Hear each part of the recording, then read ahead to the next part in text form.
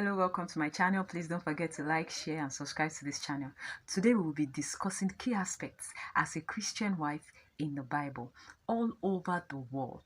The biblical role of a Christian wife is a topic that has created buzz over the years.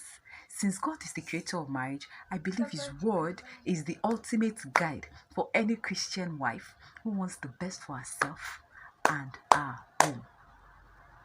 Here are some major aspects of the biblical role of a Christian wife. Number one, as a Christian wife, you are an helpmeet. Genesis chapter 2 verse 18 calls wives helpmeet or helper. As an helpmeet or helper, you are the crown on your husband's head. Proverbs chapter 12 verse 4. A virtuous woman is a crown to her husband, but she that maketh ashamed is rottenness in his bones. You are the reason your husband is called a king. Meaning that whatever you are as a wife, bracket open, helpmeet, bracket close, makes or mar your husband. Number two biblical role, boosting his confidence. Be his number one fan and hype man. When you're around your husband, let nothing be unachievable with you by his side. Proverbs 31 verse 23 says, our husband is known in the gates when he sits among the elders of the land. Fan your husband's confidence to victory.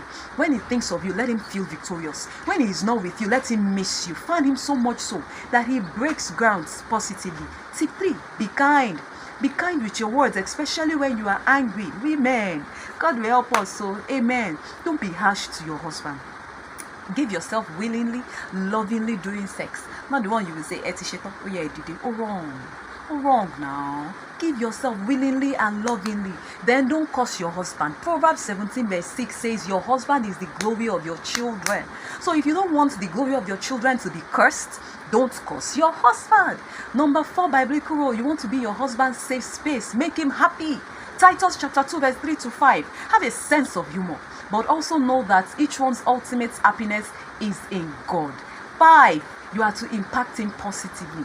Don't be harsh on his flaws or weakness. We all have our own weaknesses. You want to affirm your husband positively. Learn from Sarah. 1 Peter chapter 3 verse 6. Plus, you lose a man slowly when you eventually hit him at his weak point or spot. So encourage, support and pray for your husband. 6, submission and reverence. Nowhere is it written in the Bible to love your husband as a wife. The loving ordinance is for the man alone. We were only encouraged in Ephesians chapter 5 verse 21 to submit to one another.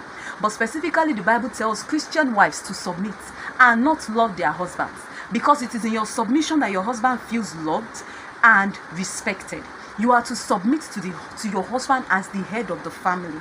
Your husband is your boss, just as his own boss is Christ, and that's on period. This is why who you marry as a lady, a Christian lady, is important. Submission means accepting and yielding to your husband's authority and leadership. Even when you disagree with his authority or leadership, which at a certain point you will, because sometimes even these our Christian husbands, they can be funny. But at this point, you want to prayerfully submit. And to prayerfully submit means to go to God in prayer. State your reasons against that particular decision, but yield to God's ordinance that your husband is your head. Afterwards, have a chaste conversation coupled with the fear of God, according to 1 Peter chapter 3 verse 2, with your husband. Submission is not for you to be passive or a slave to your husband. No, I know you love that part. But here's the icebreaker. Submission is for you to be passive and a slave to Christ through your husband, just as Christ is to God, according to 1 Corinthians chapter 15 verse 28. So submit. Prayerfully submit to your husband. In conclusion, the biblical role of a Christian wife is defined by principles of submission, kindness, positive impact, confidence, positive affirmation, safe space, and support. When you follow these principles as a Christian wife, then you can create a marriage that is centered on God and a home that is a source of joy, peace, and blessing. I pray that you and I won't fail God in our marriages in Jesus' mighty name. Amen. I hope you have been blessed. Please like, share, and subscribe to this channel. Let's build this community together. God bless you. God bless your home. God bless your marriage. And God bless mine too. Amen.